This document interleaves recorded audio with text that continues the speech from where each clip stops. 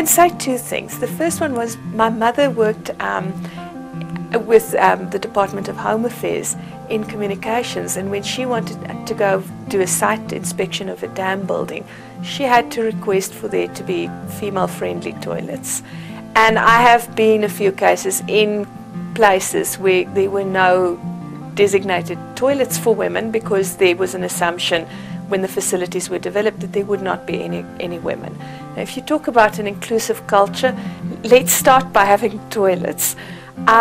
So in terms of that kind of shift, I think we are, at least today, no buildings are built without toilets for women at a very basic level.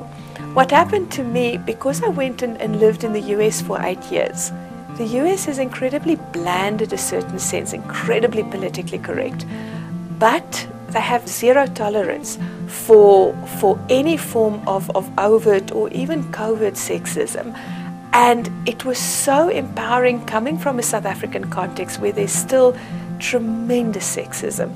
And it was just wonderful to be in the US where there was zero tolerance for off-color jokes in a classroom, for types of women must make the tea, those kinds of small things that thousands of women in South Africa put up with on a daily basis.